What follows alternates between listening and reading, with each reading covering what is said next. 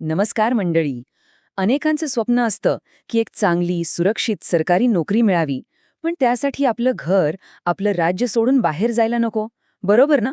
जर तुमचंही असंच काहीसं स्वप्न असेल, तर आज मी तुमच्यासाठी एक जबरदस्त बातमी घेऊन आलोय.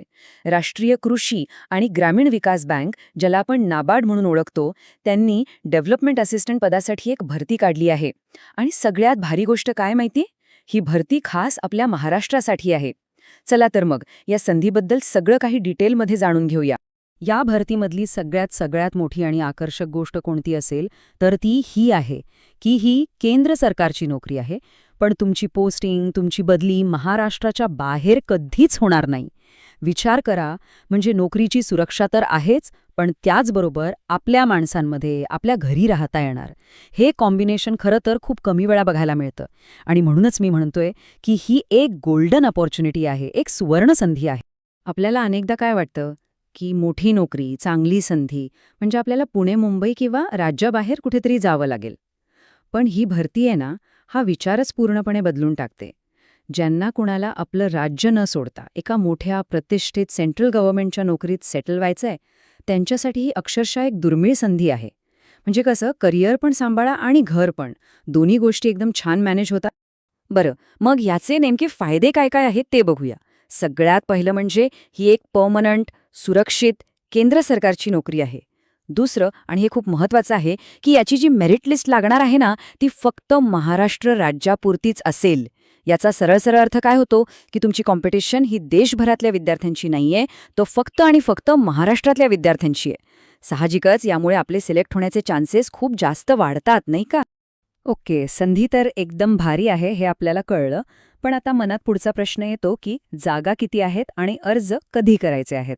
चला आता आपण या भरती प्रक्रियेतले जे महत्त्वाचे आकडे आहेत त्या नंबर्सवर एक नजर टाकूया.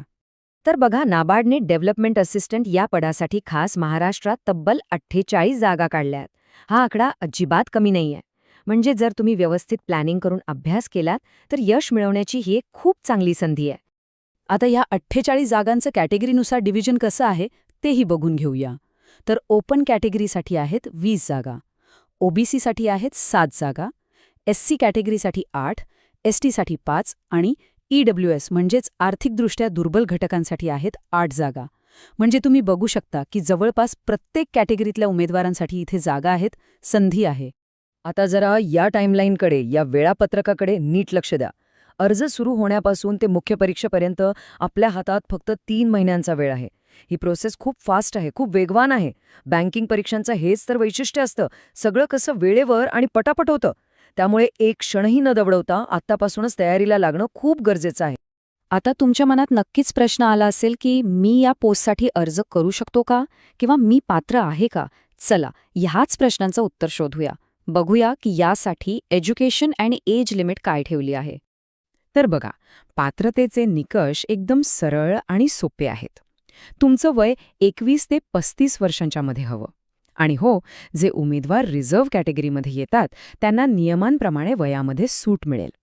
आता शिक्षणाबद्दल बोलायचं झालं तर तुम्ही कोणत्याही शाखेचे पदवीधर म्हणजे ग्रॅज्युएट असायला हवं. फक्त एक अट आहे की तुम्हाला किमान 50% मार्क्स असावेत. आणि यासोबतच थोडंफार बेसिक कम्प्युटरचं नॉलेज हवं, जे आजकाल मला वाटतं आपल्या सगळ्यांकडेच असतं. ठीक आहे, समजा आपण अर्ज केला, पण पुढे काय? सिलेक्शन कसं होणार? तर ही जी निवड प्रक्रिया आहे ना, ती एकूण 3 स्टेप्समध्ये विभागलेली आहे. चला, एक एक करून प्रत्येक स्टेप नीट समजून घेऊया. तर सिलेक्शन प्रोसेसमध्ये एकूण 3 टप्पे आहेत. पहिला आहे प्रिलिमिनरी एक्झाम किंवा पूर्वपरीक्षा. ही फक्त एक क्वालिफाईंग परीक्षा आहे, म्हणजे गर्दी कमी करण्यासाठी. एकदा का तुम्ही ही पास झालात की तुम्ही जातात दुसऱ्या टप्प्यात, तो म्हणजे मेन्स एक्झाम, मुख्य परीक्षा. आणि लक्षात ठेवा, तुमचं फायनल सिलेक्शन याच मेन्सच्या मार्कांवर होणार आहे. आणि मग सगळ्यात शेवटी येतो तिसरा टप्पा, तो म्हणजे लँग्वेज प्रोफिशियन्सी टेस्ट, म्हणजे तुमची मराठी भाषेची चाचणी. आता इथे बघा, दोन्ही परीक्षांमध्ये काय फरक येते लगेच लक्षात येईल. प्रिलिम्स आहे 100 मार्कांची आणि तिचा उद्देश फक्त तुम्हाला पुढच्या फेरीसाठी पात्र ठरवणं आहे. सोप्या भाषेत सांगायचं तर इथे फक्त कट ऑफ क्लिअर करायचं आहे. पण खरी लढाई, खरी कसोटी आहे ती 200 मार्कांच्या मेन्स परीक्षेची. फायनल मेरिट लिस्ट याच परीक्षेच्या मार्कांवर बनणार आहे. त्यामुळे आपलं सगळं लक्ष या मेन्सवरच केंद्रित करायला हवं. आणि थांबा, आपल्या महाराष्ट्रातल्या उमेदवारांसाठी अजून एक गुड न्यूज आहे. जर तुम्ही 10वी किंवा 12वी मध्ये मराठी हा विषय घेऊन पास झाला असाल, तर तुम्हाला ती तिसरी स्टेप म्हणजे लँग्वेज प्रोफिशियन्सी टेस्ट किंवा LPT द्यायची अजिबात गरज नाही. तुम्हाला त्यातून सूट मिळेल. हा किती मोठा फायदा आहे नाही का? तुमची तयारी आणि वेळ दोन्ही वाचले. बरं, आता आपण त्या गोष्टीबद्दल बोलूया ज्यासाठी आपण एवढी सगळी मेहनत करतो, आणि ती म्हणजे पगार.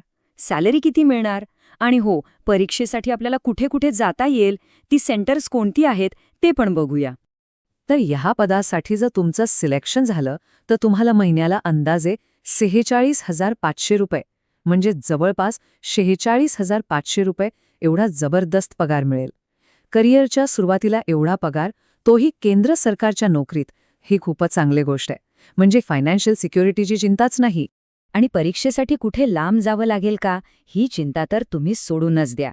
कारण महाराष्ट्रातल्या जवळपास सगळ्याच मोठ्या शहरांमध्ये याची परीक्षा केंद्र आहेत. मुंबई, पुणे, नागपूर, छत्रपती संभाजीनगर, नाशिक, कोल्हापूर आणि यादी अजून मोठी आहे.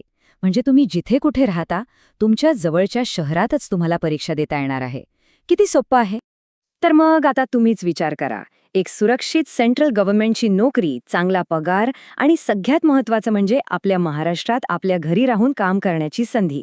मला सांगा, आपल्या महाराष्ट्रातल्या पदवीधरांसाठी यापेक्षा चांगली संधी अजून कोणती असू शकते?